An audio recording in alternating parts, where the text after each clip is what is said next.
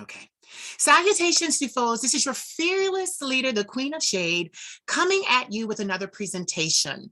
Today, I have someone whom has fairly recently come into my life, but they have been an uplifting presence. They have supported me, and I felt that it would be great to have a conversation with this person on camera for you guys, because I feel like just like I learn a lot about him and what he does, you too could benefit from what he does and who he is and his story. So first of all, I want to introduce to you Michael Jonvier. Yes. What's going on, y'all? You know what? I'm sorry. Still trying to change. Well, you do that. I'll work on the introduction. Okay. Michael Jonvier went to, I missed the school. I went to Georgia State University. Okay. Georgia State University. He has a bachelor's in psychology. He has a bachelor's in journalism, and he also has a bachelor's in film and video. So that's 3 bachelors. So I like to do that. I do that because I want you guys to understand that when I'm off camera, I meet some amazing people. And usually I'm the only one without a degree. And I like it that way. So Michael, go ahead. You saying something? No, I was just going to keep it like that. I was trying to change the name on it. But it looks great. It looks great. You look great. Listen, Michael Fanning and Michael Jonvier are one and the same. I'm a fully actualized and whole person. So yes, that's all part of me. I get that. All right. So first of all, thank you for agreeing to do this so last minute. Like I literally called him like 30 minutes ago and was like, I want to interview you. So he was so gracious and allowed us this to happen. So thank you for allowing that to happen. No, thank you for thinking of me. Definitely. I'm up here in DC chilling, doing some work, making some connections, kicking it with my cousin and stuff like that. So I'm happy to be talking to you. I'm much closer to you now than I am when I'm in Atlanta. Right. So he's in DC right now. That's amazing. Are you in DC for the holidays? Will you be for the holidays, or are you going back home? No, I'll actually be going back like tonight to go to Atlanta. I'm very big about the holidays. Thanksgiving is a huge holiday for me. It's my favorite, actually. So I'm going to be with my family. Do you have a big family? Humongous family. I am the second oldest of 7. 7? Yes. Lord have mercy. Perfection, divine perfection. 7. Wow. Okay, so that leads me to my first question. With you living in Atlanta, being from Atlanta, being native to Atlanta, was the University of Georgia, or it was University of Georgia, right? Or was it Georgia State?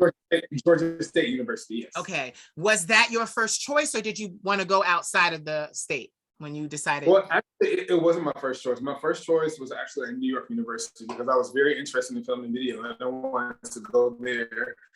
You know, unfortunately, the money wasn't looking right for the situation, and so I ended up getting a bit of money from Georgia State, deciding to go to them. Then after that, before I was going to go to Georgia State, I was in Morehouse University, Morehouse College, and I went there for about a year, and yeah, they're very expensive. So skedaddled over to Georgia State, where I had a much more of a joint ride. I loved it. I love Georgia State so much. Really? Wow. Yeah. And to get all of those degrees, how many years did you spend there? Ooh, it took me 10 years to get there. I went to school on and off for a decade. I had a lot of stuff that I was trying to do and deal with interpersonally, but I was determined not to get those degrees. I was the first person in my family to graduate from college. Right. Okay. So now here's my question, because now we're talking to our demographic.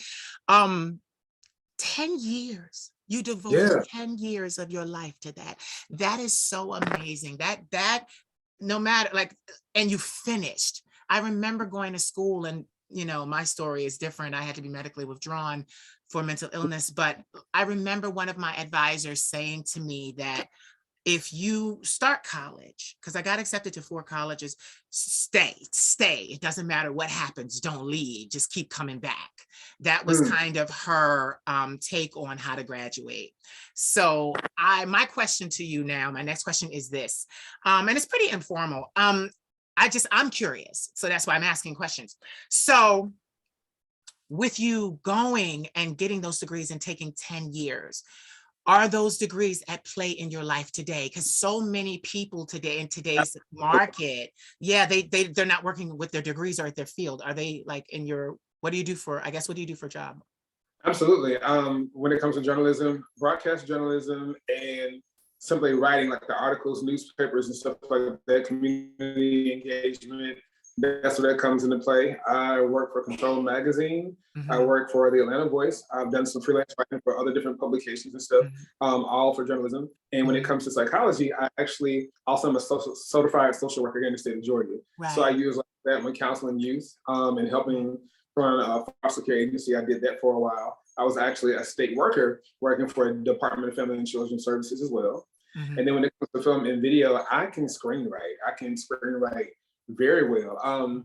Filming, like the camera and stuff like that, those are parts I'm still learning. Because growing up, I was very, very rough with electronics. Computers, laptops, cell phones, great. But when it came to particularly cameras and microphones and microwaves, I would always blow them up. So I've been recently learning more and more about the camera aspect because I definitely want to do like content creation. Wow. It's not even just you saying, I want to do content creating, you're actually doing content creating because you actually, we did an interview together before. So I just want them to understand that, you know, this is an African-American man whom valued education, sought it out no matter how long it took, and is not only, you know, degreed up, but he is flourishing using his degrees. He is flourishing doing what, would you say that you love what you do? I love what I do. The experiences, the places, the events, the people. Yeah, it all works out. Yeah. It definitely works out. I get to do some pretty amazing things. Yes. Okay. So some of your, I want you to give us a little bit of your resume.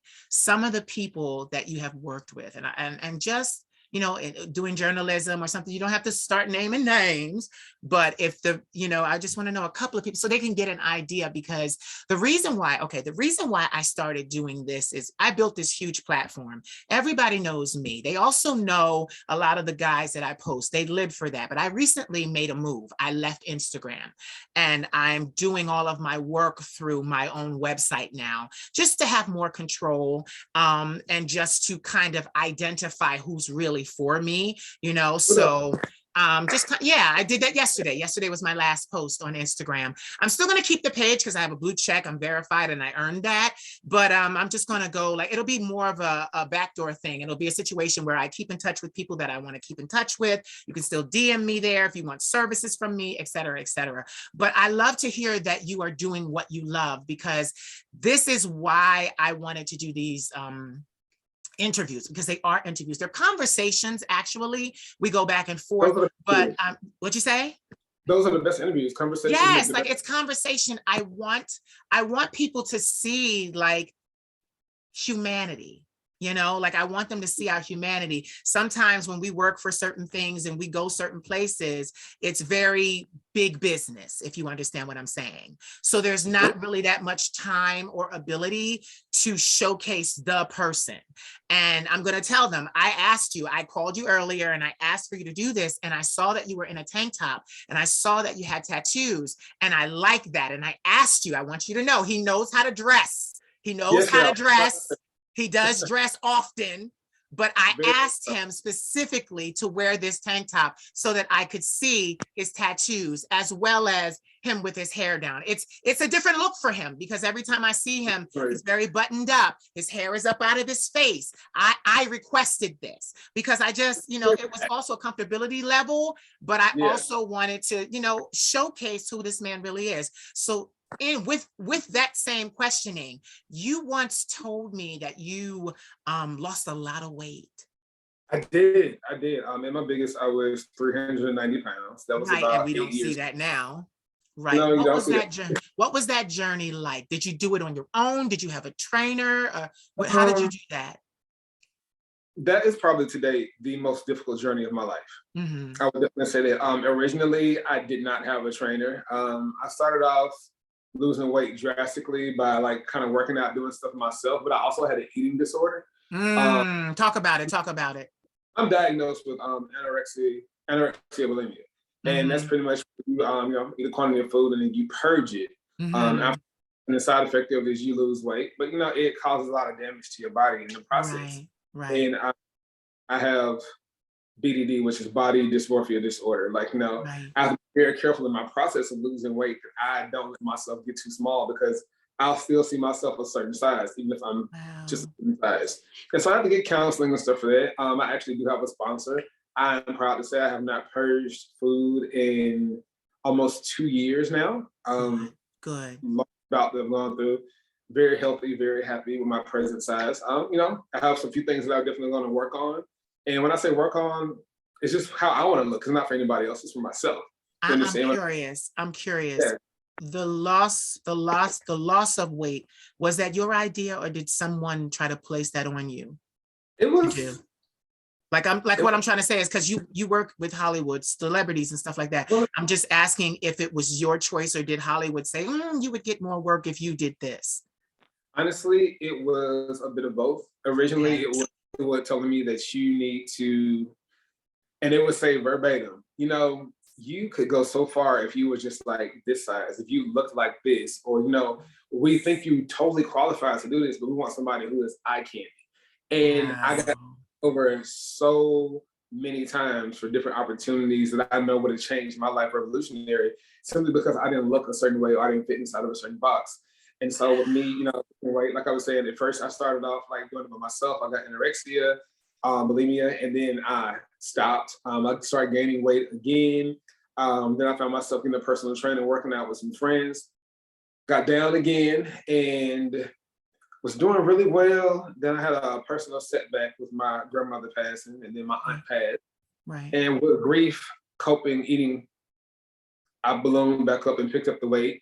So I called myself trying to knock some more weight down again. And I actually, beginning of last year, 2020, I started working out really hard. So I started losing weight again. But then what hit? COVID. Right. Shut down, can't leave the house. All you got to do is snack and munch on stuff. And the average person gets 25 pounds from what my says. I gained 40. I gained 20. 40 on top of 20 after that. Like, I still wasn't working out. It blew me up to about 270. And so last year, almost a year now, in December, I started working out. I got a nutritionist.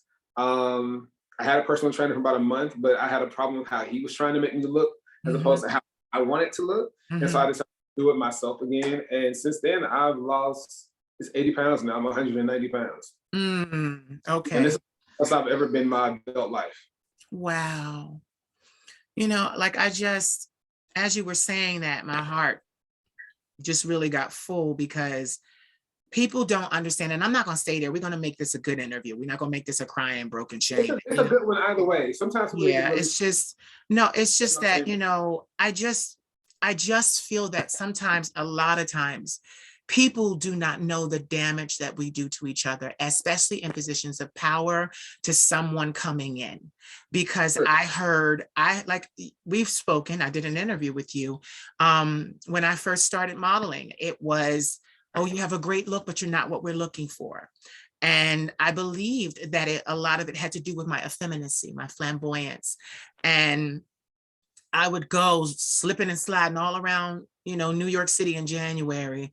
I'll never forget that, back in 2006 and 2005 and 2004, trying to go to casting directors. And they're like, well, there's something about you, but you're just not what we're looking for. And I remember finally at someone at Boss Model Management, and I'm saying their name because I'm crediting them, their creative director pulled me out of a line of young Black models, and he set me down while all the other models are looking like, what's going on here?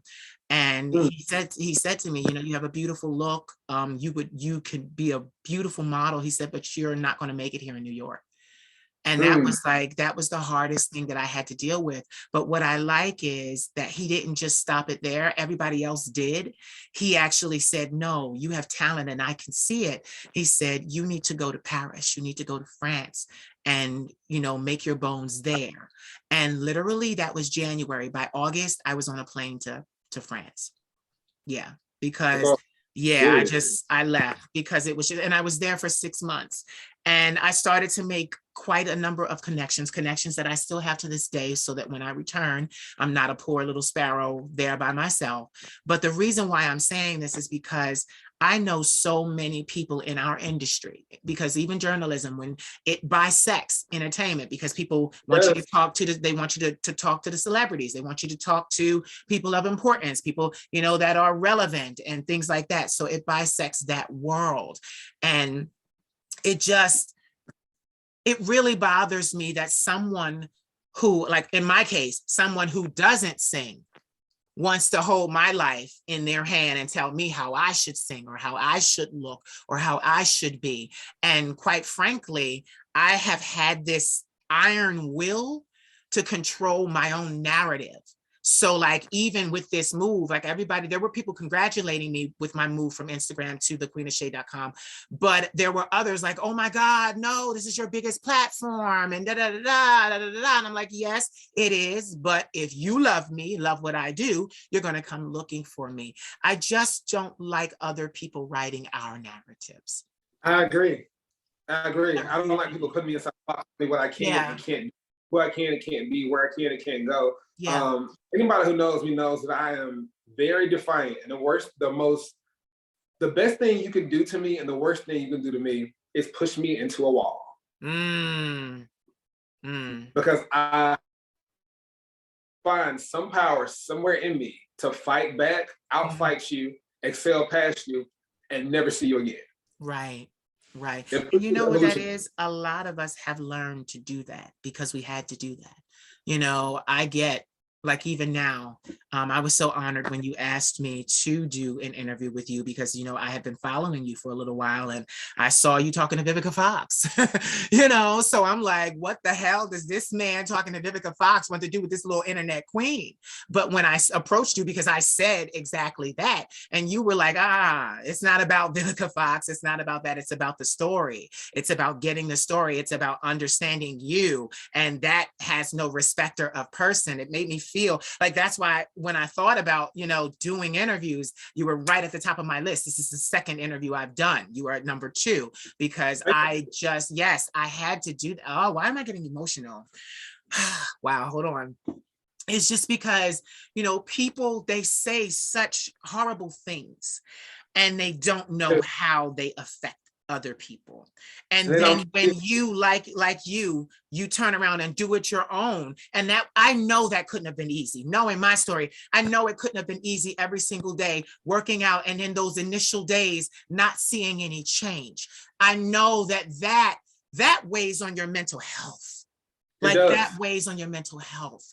Can you talk about what kept you going through that? Like, what motivated you, like, through that process? Because clearly we can see that you're not 300 pounds. So what motivated you? And not just motivated you, you said you had moments, I'm not going to call them relapses. You had moments where you kind of had a respite. I'll call it a respite. And then you got back on the horse. Like, what motivated you, and how did your staying power, what was it that kept you saying, no, I'm going to do this. I don't care how hard it takes, how long it takes. I got to do this for me. For me, I realized it was a bigger picture. I said, this is going to keep happening, not just to myself, but to so many other people, that somebody has to change it. And I think I was watching Pose one day and I heard the character Angel, she's played by India Moore, and she said, I'm worthy of more and I'm deserving of better. Right. I believe that. I internalized that. I said, I am worthy of more, I'm deserving of better. Then the character in the later episode, she said, the world don't change, people change it. Yeah.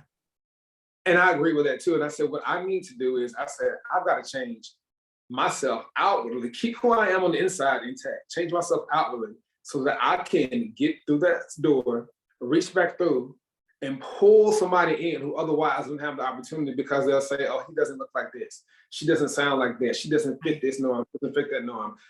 I want a world that's outside the box. And the only way that I can do that is to attain the power to recreate the world the way it needs to be created. Right. I really want to see a world where people are given opportunity based on their talent and not what their physical appearance is. Right. Yes, let's check out what we think we know. Okay, well, this is what people like, and this is what people like, and this is what people don't like. But there are a whole other group of people that do like this. Yeah. What about those people? Yeah. Who's catering to them? There's not a single person on this planet who doesn't benefit from positive reinforcement of seeing themselves in certain places and spaces and situations. Right. And better for them overall. I totally agree with you because, you know, this didn't make sense to the church and to my family and all, but it was what I needed to do. It was who I needed to see myself as. This was a person, you know, some people say, oh, I remember when I first got started with my music back in 2013, and I was talking, I had been put in contact with a record executive. I knew several over my career. I had an A&R and everything. And I remember getting in touch with this one person that they put me in touch with to kind of give me pointers. And I remember what he said, like, no, the flamboyance, the dramatics, it's got to go. Like, you can't dress like that. You got to wear a suit, like you wear a tie and a suit. And that was so far away from what I wanted to be that I walked away from the deal. I always walked away from the deals, and they always said I was crazy and I was stupid. But I like to also control my own narrative, A, and I like to be my own boss, B. And clearly, you know, I pull in 70 million views a year on Instagram alone. Clearly, I knew what was best for me. You clearly did.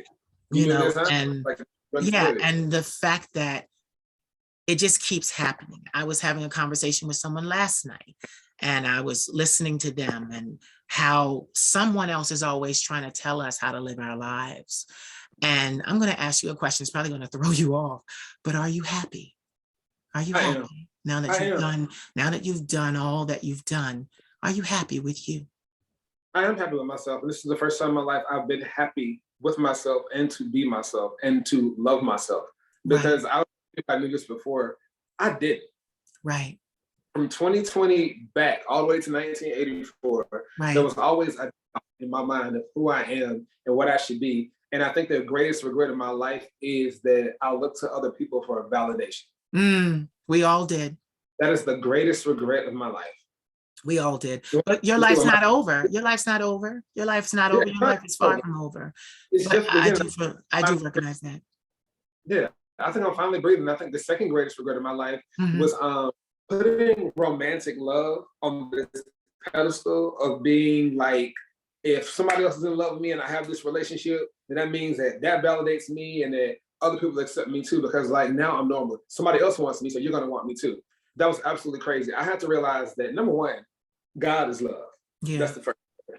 The second thing is no form of love is greater than the other form of love. Right. Love of family, love of friends, love of work, love of children. It all adds up. And it sustains. Love of self. Love of self. All of that. And it sustains you. Yeah. You know what's after that. You know what's so crazy? You took the next statement out of my mouth. Are you involved, or do you find it difficult? Not just with your mindset, because clearly I have this new thing where I talk to people and I pick them because they're progressive thinkers. Like you said, you're out of the box. It's not cookie cutter. It's not. So I'm going to ask you, being a progressive person, is it hard for you to date? It's very hard for me to date. A lot of times my progressiveness and my sense of morality, like I tell people, morality does not mean I'm conservative. It means that these are the rules of my life that I'm about. And if you're part of my life, you can agree with them or you can leave. That's what my morality is. I do find it hard to date. A lot of people, I have a strong personality.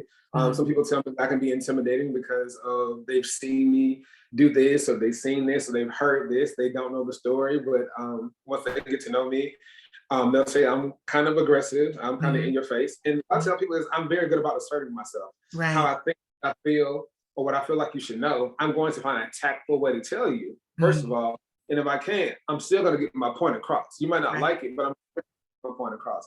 I have to be heard. I've been silenced for so long, I'm not going to have that happen to me ever again. I'm not going to get pushed to the back. Either I'm face or I'm not a part of the project at all. So would you say that attitude, does it help you land jobs and get to do what you want to do? Like, do they like it? Like, does the world around you love your approach? Like, do they like your approach? Oh, let me tell you, what's funny is the only time my approach doesn't work is, like I said, with dating. In my life, I flourish with them, of being myself, of being strong, of being, okay, this is who I am, this is how it is. Here's my opinion of what we need to do. Let's come up with a strategy. Dating is different because it requires you to a degree, kind of break yourself a little bit down, to compromise and kind of meet the person where they are, if you want to be with that particular person. Right. But I found that dating, especially in 2021, has become a culture of aloofness, of the new cool is to look like I don't care. And that when you do the very basic, people are so used to the bare minimum that the basics feel like excess. So me calling to set up a date, or me calling to check to see how your day was, or me, planning an event for us or whatnot. Oh, you're doing too much. Oh, I'm not ready for that. Oh no, I'm sorry, I can only be myself. Right. Effort to me looks like consistency. Effort looks to me like confirming, saying, and showing you that I'm into you. And if you aren't allowing me to do that, then you aren't getting the best version of me. And I'm only going to be the best version of me. So perhaps I need to vacate trying to get to know you. Dating is very hard for me too. And it's not this that does it. I have what you call an entrepreneurial mindset. I'm not a consumer anymore. And that took many, many years. Yes, that took many, many years to cultivate that mentality. It's that I don't look at when the world runs out for a sale, I'm looking at who sold it, the wholesale price. What can I get at wholesale? I'm not running in the store and going into frenzy and fighting over the last this or the last that. So I also look at it as being, like I said, with an entrepreneurial mindset, I'm an asset to everyone that is in my life. And I bring that with me everywhere I go. And also the flip side of that is I don't have liabilities in my life. I cut very quickly because, like, this is why you interviewed me. My job requires 1000% of my focus, and I can't be focused running behind some knucklehead. So dating for me is non-existent. I've been celibate for 9 years. That does not mean that I am waiting to, August made it 9 years. That does not mean that I am waiting on love or waiting on romance. I am very much a free spirit, if I'll put it that way. I'm a free spirit. I like to meet different men, multiple men, like regularly. Like I like to be in the company of beautiful men. But I do not want to align myself with a man, whether it is for the evening or for something longer, and have to explain why I am the way that I am, why I'm running off to do this, or why I'm in my phone monitoring that. I don't do it. So, my friends joke and they tell me all the time, oh, you're going to have a harem. They'll be there whenever you want them. And I'm just like, the idea, they don't even know they gave me an idea. I was like, But I find that, dating and being progressive and a forward thinker, and also someone who earns and is on par to earn a lot, these mentalities out here just are not conducive. So now my next question to you is, what would be one of your dream projects? Like what would be, because we all have something we wanted. The Queen of Shade was mine, is why I'm saying it. She was mine, and it was hard to get her here, but we got her here. So I want to ask you, what is one of your dream projects that you work on when nobody's looking, that you are into when you have a spare moment, something that you may feel, oh, the world may not be ready for, and there may even be some insecurity surrounding it, but you find yourself doing it. It could be a hobby at this moment, because this was a hobby, and then it just grew. So like, what is one thing that you do in your spare time that just makes you live, like it gives you life? It's so funny you said that, because it's actually two different things. The first is creating a comic books website that shows everything from like a Black perspective. Oh, like nice. For me, I'm what you call an alternative Black boy.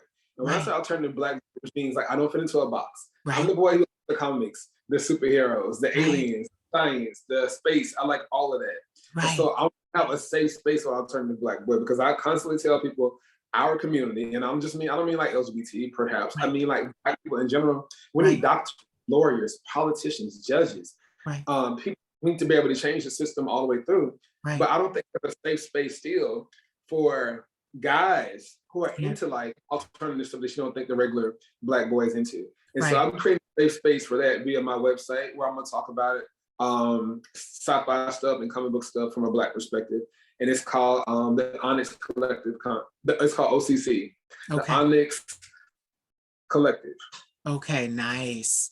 I like that a lot, because that is amazing, because there are so many. Yo, go ahead, please. The other thing I was going to ask you. The other one is like pretty much just building a multimedia platform, YouTube, TikTok, all of that.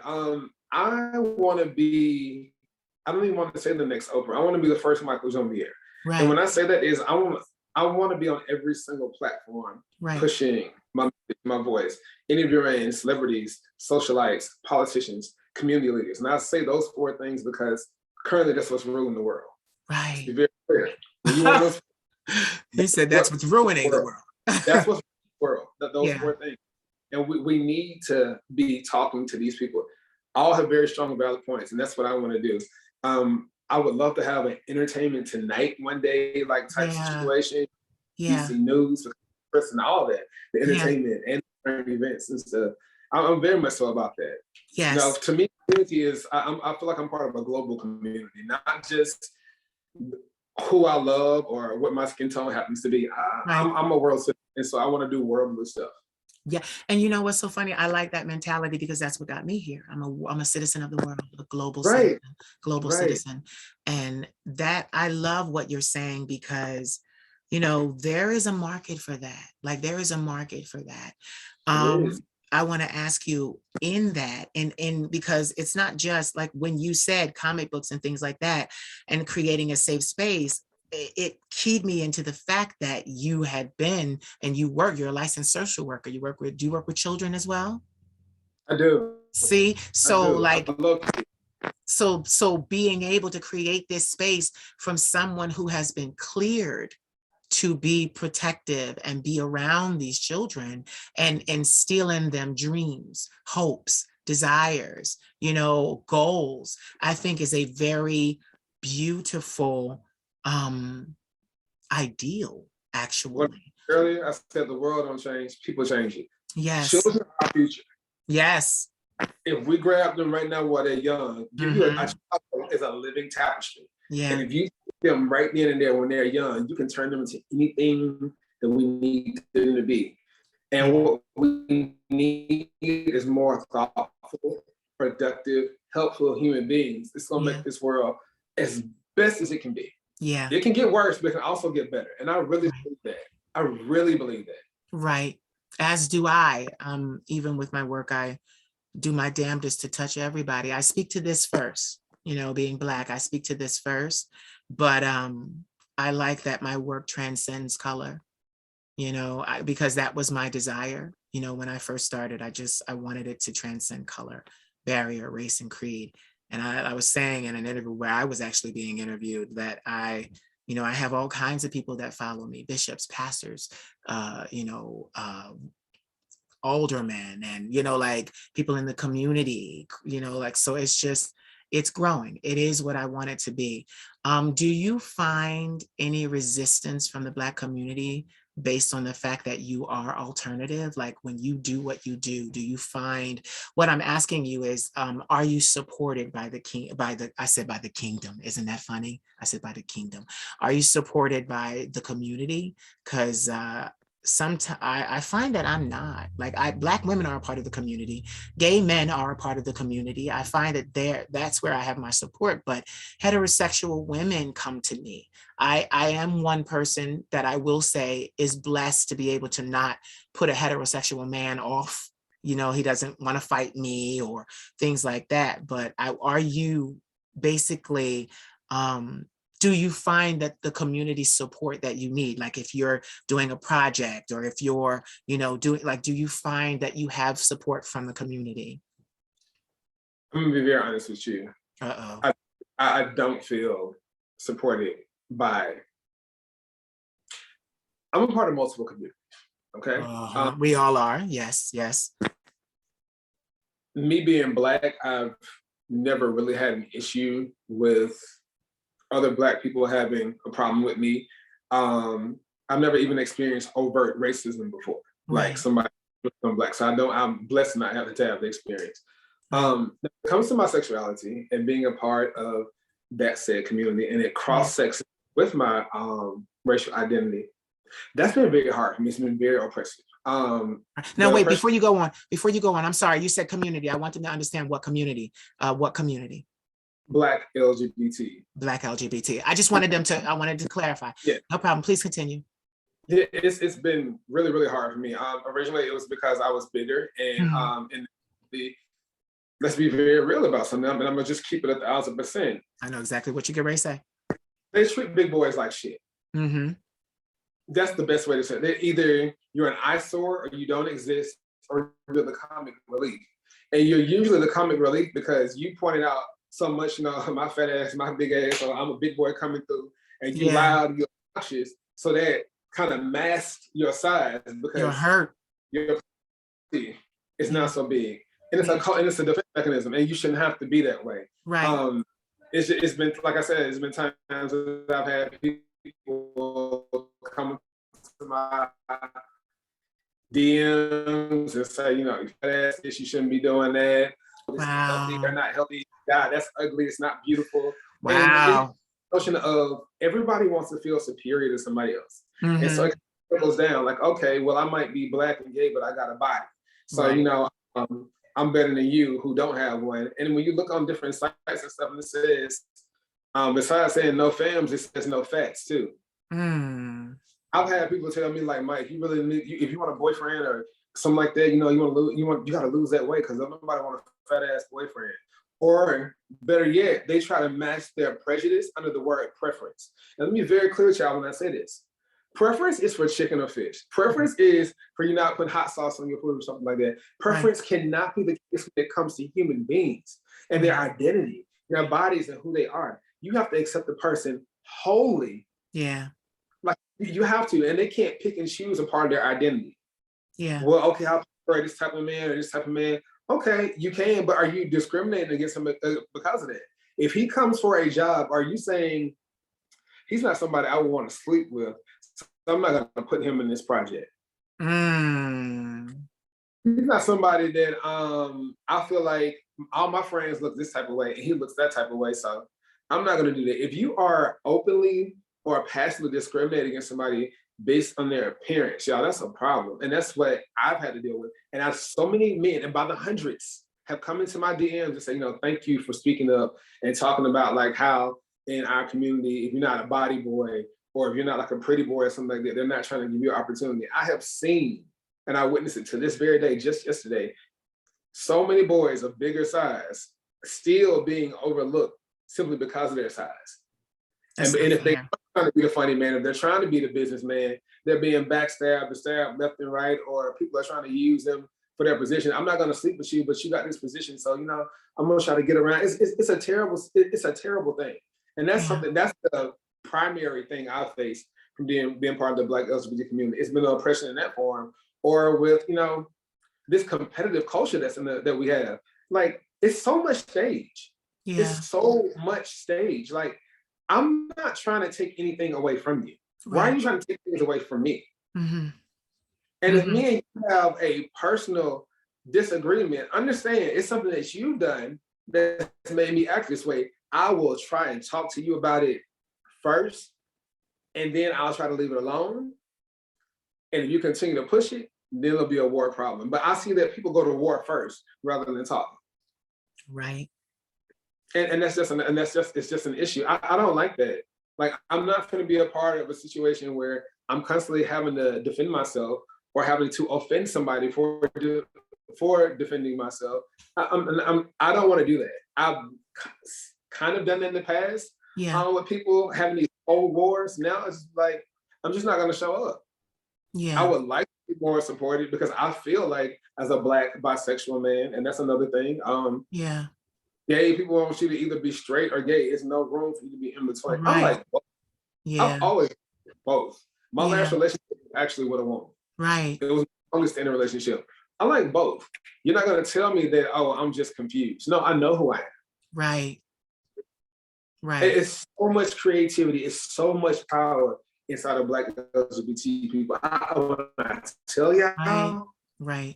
If we could stand together nothing we couldn't do. But in particular situations and places and cities, and especially, in Atlanta, where I'm a native from, it's just created a situation where standing together is quite impossible now. Mm-hmm.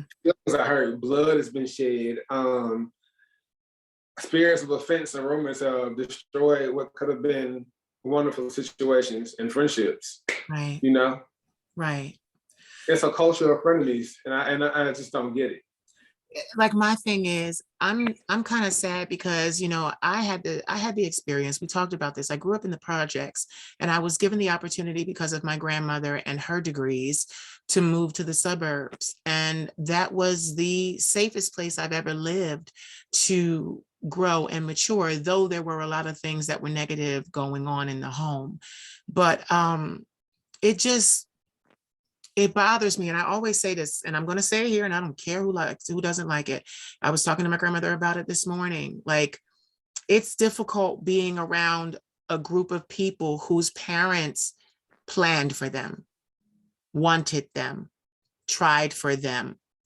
And not only did it, once they conceived and had you, it didn't stop there. They then started to stockpile resources so that you could A, have a college education, B, get on with your life, C, buy your first home. And unfortunately, in the Black community, we don't get that. We're told that when we make it, we're supposed to buy our mothers a home. We're supposed to take care of our families. And, my family, like, just my journey as a celebrity is been crazy, because it was always, and I know this is a segue, but I have a reason, turn around, and it was always, oh, well, he doesn't have a real job because he's not making money up front. And the whole thing, as I was talking to my grandmother in the car about it, the whole thing is, I'm making money the way the rest of the world, let's say it, the way the Caucasian side of the world is making money, because they don't expect instant gratification. They go to school 4 years, 8 years. They're not making money from their degrees right then. Then they come out and they start to earn. And they have this thing where all of their loans are paid off by 40. So then they really start to live their best life, And it's just so difficult. I don't know why this keeps coming up in my interviews, but it just keeps coming up. So I have to just keep saying it. I'm disheartened with my own people, because we can't keep screaming that we want reparations and help and this and that, but we make poor decisions. We make poor choices. The same birth control that is available to a Caucasian woman is available to a Black woman. Why have children at a time in your life when you have not become what you need to become so that you can hold those children down? I agree with you. Yes, because my thing is this, then it wouldn't matter if we were gay or straight, because our mamas and daddies would have had us. We would have been as soon as there was a problem, off to boarding school, off to college, off to that. But we stayed and endured a lot of pressure that we did not have to endure had there been provision. So that's something that I just threw in the interview. It wasn't something pertaining to you, but it does go with my next question, is that I know for me, people always say, now they don't ask any other race this question, but Black people always ask this question, and it annoys me. What are you doing to give back to your community? And I hate that. No, that's not even your question. That's the question that is asked. What are you doing to give back to your community? And it's like, I hate that question. I loathe that question, because it's like, I'm not supposed to give you my whole life. But I have, this is the thing, as a Black, effeminate, transvestite, gay man, I am giving back to my community by showing the community that no matter any sort of prejudice or racism, I can still exist in this world and make a damn good living. Me giving back to my community doesn't even stop there. I make countless inspiration videos for everyone. And it's just like, it's just like, it's very sad and disheartening that the Black community, They scream they want help, but then they want to tell you how you should help them. It's not, oh, well, they don't trust you to see their need, to see their need. I know, I'm sorry, I'm trying not to shade, but like they don't trust you to see their need and meet their need. It's no, if it's not this, I don't do any of that. No, I don't like him, but he could break me off this. And it's like, no, let me teach you how to be yourself and become a successful global brand. You don't have, and that's the thing, you said it, there's plenty of stage. You don't have to put on a wig and a dress. You don't have to wear pearls in your ears and on your neck and wigs. You don't have to wear makeup. You don't have to do that, but you can be you, and I can still instruct you, since I'm successful, on how to be successful. But no, I'm good. You get that. No, I'm good. And it's disheartening, but it also causes a disconnect because I don't have the time to care. So my next question to you, and it'll be one of my final, it's about 45 minutes. It'll be one of my final questions. This is one of two. So this question to you, the one of two, is, do you find that you go over better with a more progressive, more Caucasian, part of society? Do you find that your journalism work is appreciated more, and that there's a reason why I'm saying this, less drama with the paycheck, less drama with, do you find that there's more uniformity when you work outside of your community? Because I have to go outside of my community to make money. My community is killing me. I'm not making a dime from them. So I'm asking, because you are a creative as well, do you have to leave your community as well to make a dollar? Absolutely. Absolutely. See, I knew. Absolutely. Absolutely. Most of the money that I made, because I do make money, yeah, I would say 90% of it actually comes from outside the community. See, whether they're LGBT or Black, it comes from outside. And it's simply because of the fact of the matter is, I believe people be paid for their work. You cannot hit somebody up and saying, okay, well, this is going to just give you exposure to that. Exactly. Okay, the only way you continue with the exposure is if you have an established situation where people actually go to for exposure. If you're an entertainment night, if you're an extra, if you're an OWN network or ABC, NBC, Fox. But if you just, I can't do anything with that. That exposure doesn't feed me. That isn't going to draw people to me, which is why people reach out to me to give me opportunities that are going to be paid opportunities. So a lot of different people reach out to me, hey, Mike, we work for this publication. Can you write for this? Or would you be willing to ghost write for that? Yeah, okay, well, this is my rates. It's how much it is. They don't give me a problem about it. But a lot of times if I do try to work inside the community, oh, well, that's pretty steep. Or no, this is not steep. This is the industry standard. And if you can't pay it, I understand. Maybe you can go somewhere else. You know what I mean? But I'm not going to go on my rates or my value. Something for you, because I have to eat too. Yeah. And the crazy thing is they want the best. They want the best, but they don't want to pay for it. Right, but they don't want to pay for it. So I do have to go outside the community. And I hate that, but even with my work or whatnot, a lot of times it's appreciated more outside of the community. They're like, oh, I read such and such. I love how you did this. I love your points about such and such. Instead of like when I'm inside the community, people will read a tagline that I wrote about a reality show or celebrity news or celebrity gossip, and they'll say, oh, well, you're not really a journalist because this is right about that. No. You picked one story that caught your eye because you were interested in and tried to say I'm not a journalist. Catch this. I'm still a journalist, and that's called yellow journalism. If you're going to judge my career, judge me by everything that I've done, not by one tagline on one story that you saw somewhere or heard from somebody else who doesn't particularly like me because they don't know why. All they know is they see me doing stuff and they can't do it, and it's a fucking problem for them. Yes, I'm glad you said that. You hate me because they hate me. You inherit your friends' enemies, and I happen to be one of them. You could say that again. You inherit your friends' enemies. I like that. Wow. Yeah. That's poisonous. That's willingly allowing your friend to inject poison in your veins. I stopped that. You have a problem with my friend? Okay, that's a problem with them. It doesn't mean that you and I are necessarily going to fellowship. It means that what I'm going to do, instead of completely writing you off when you walk up to me and say, hey, have you and my friend such and such sat down and had a conversation? Because I'm big on loyalty. I don't feel comfortable doing such and such with you until that's fixed. Once that's fixed, we'll be great. I don't have a problem with you. That's how you handle that, as opposed to, oh, I don't like her. Why? Oh, she said such and such. She didn't say it to you. She don't know you. Right. But the mentality that pervades like work communities and professional communities, like the personal and professional are so mixed, and it's just And I've made mistakes about that in the past. So it's at the point now where, like, I know a lot of times, like Issa Rae said, reach across the table.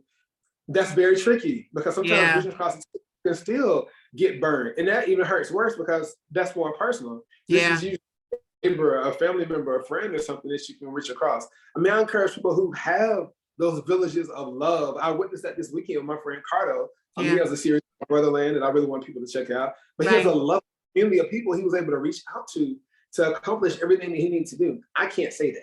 Wow. I can't say that. But Michael, it's going to come.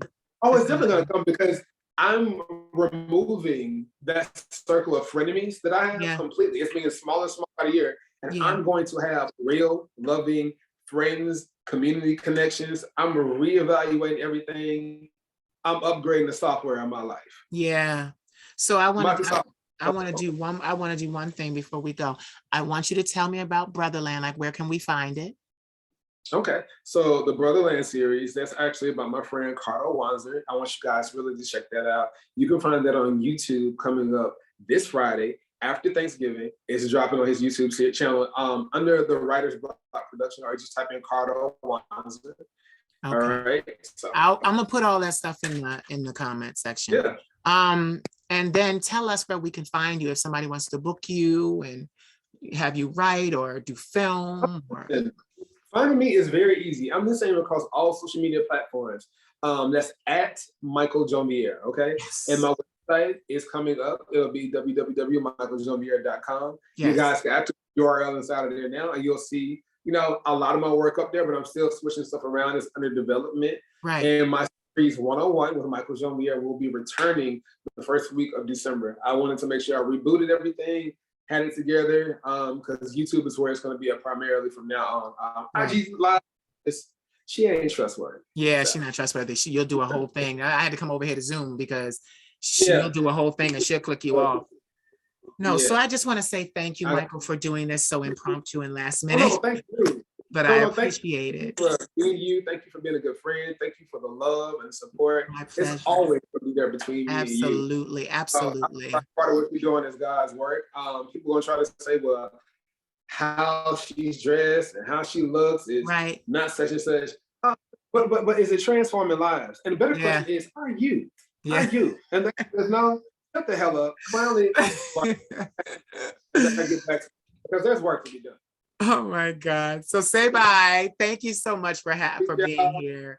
Bye, everyone. We're going to stop recording now. All right.